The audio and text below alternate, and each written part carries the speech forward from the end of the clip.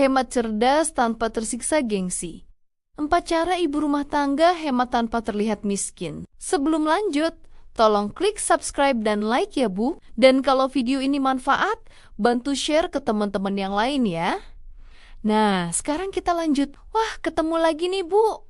Semoga sehat dan gembira terus semua ya. Pernah nggak sih ngerasa dada mendadak sesak setiap kali buka media sosial? Terus isinya ibu-ibu lain lagi pada pamer unboxing tas baru, liburan estetik, atau arisan mewah yang iurannya bisa buat beli motor matic sekon. Jujur ya Bu, zaman sekarang itu, kalau kita nggak pintar menjaga hati, bawaannya pengen ikut-ikutan kompetisi, pamer kekayaan, padahal isi rekening kita lagi menangis, meronta-ronta minta diisi ulang. Berdasarkan sebuah artikel psikologi konsumen keluarga yang saya baca baru-baru ini, ternyata tekanan sosial untuk terlihat mapan itu justru menjadi pemicu utama. Kenapa banyak keluarga muda terjebak utang demi sebuah gengsi yang sebenarnya nggak bisa dimakan. Makanya video kali ini penting banget kita bahas, supaya kita bisa tetap waras, bisa menghemat anggaran belanja dengan cerdas tanpa harus tersiksa gengsi.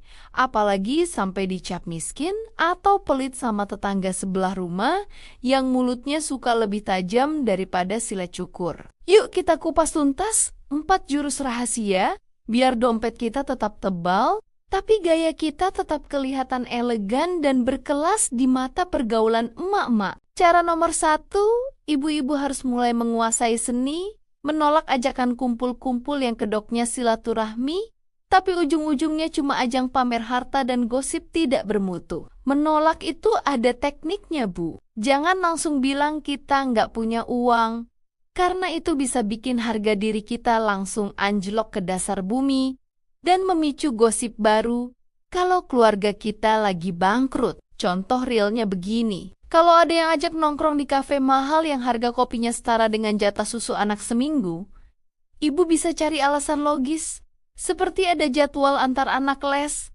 atau lagi nunggu kurir paket besar datang ke rumah. Dengan begitu, kita tetap terlihat sibuk dan punya kehidupan yang tertata, bukannya kelihatan sengsara, karena tidak mampu beli kopi estetik yang rasanya sebenarnya mirip-mirip saja dengan kopi sasetan di warung Madura dekat rumah kita. Kesulitan teknis yang sering kita hadapi saat mau hemat itu biasanya datang dari rasa sungkan atau paksaan dari circle pertemanan sendiri yang suka menyindir kalau kita absen dari acara kumpul-kumpul mereka. Nah, untuk tips nomor 2 ini, kita harus pintar membalikkan keadaan dengan menjadi sang konseptor alias orang yang menentukan tempat pertemuan kalau memang acaranya benar-benar tidak bisa kita hindari. Alih-alih pasrah, diajak ke restoran bintang 5 yang menu makanannya pakai bahasa Prancis.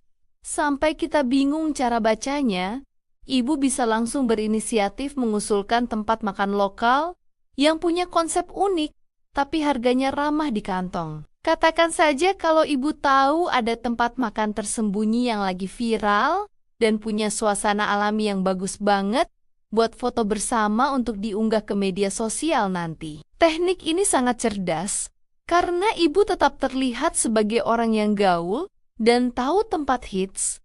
Padahal sebenarnya kita lagi menyelamatkan dompet dari tagihan makan yang bisa bikin jantungan. Masalah real yang paling sering bikin emak-emak gagal hemat itu adalah godaan belanja online pas malam hari.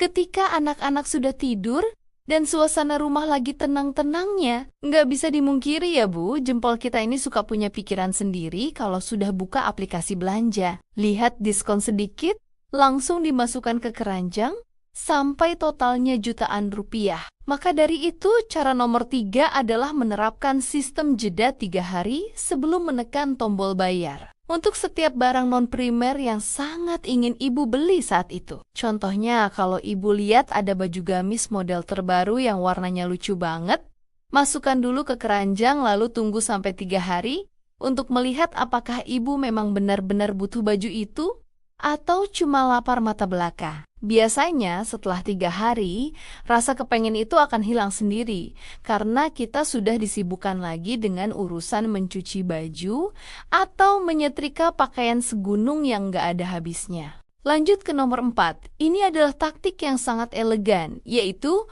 mulailah berinvestasi pada beberapa barang penunjang. Penampilan yang berkualitas tinggi daripada beli banyak barang murah tapi cepat rusak. Ibu tidak perlu punya 20 tas murah yang talinya gampang putus dan warnanya cepat pudar.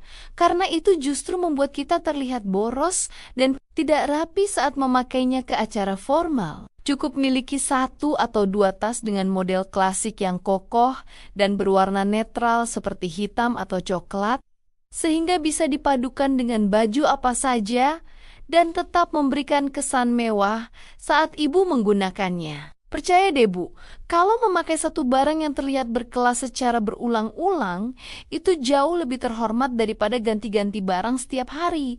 Tapi kualitasnya kelihatan ringkih dan gampang robek di depan umum. Kesimpulan dari obrolan santai kita hari ini adalah bahwa hidup hemat itu sebenarnya sebuah seni pengelolaan diri yang sangat indah dan sama. Sekali bukan tanda kalau kita ini serba kekurangan atau miskin harta. Gengsi itu kalau kita turuti, terus tidak akan pernah ada ujungnya. Karena di atas langit pasti masih ada langit lain yang punya barang lebih mahal dan lebih mewah dari apa yang kita miliki sekarang. Sedikit autokritik buat kita semua para ibu.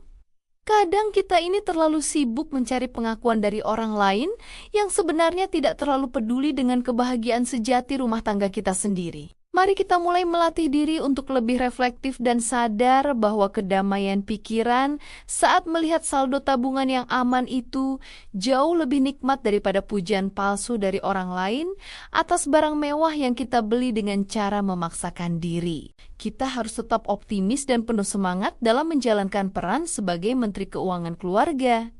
Karena kecerdasan kita dalam mengatur uang adalah fondasi utama bagi masa depan anak-anak kita nanti. Jangan pernah merasa minder hanya karena kita memilih untuk membawa bekal sendiri atau menolak gaya hidup mewah yang tidak sesuai dengan kemampuan finansial yang kita miliki saat ini. Ibu-ibu yang hebat itu adalah mereka yang mampu membuat keluarganya tetap makan makanan bergizi, sekolahnya lancar, dan rumahnya penuh kedamaian tanpa harus pusing dikejar tagihan utang di akhir bulan nanti. Semoga obrolan dan curhat santai kita kali ini bisa memberikan inspirasi baru buat ibu-ibu semua agar semakin percaya diri dalam menerapkan gaya hidup hemat yang cerdas dan tetap terlihat elegan. Demikian dulu dan terima kasih. Sampai jumpa di obrolan serta cerita yang lebih menarik di video berikutnya. Salam semangat buat ibu hebat.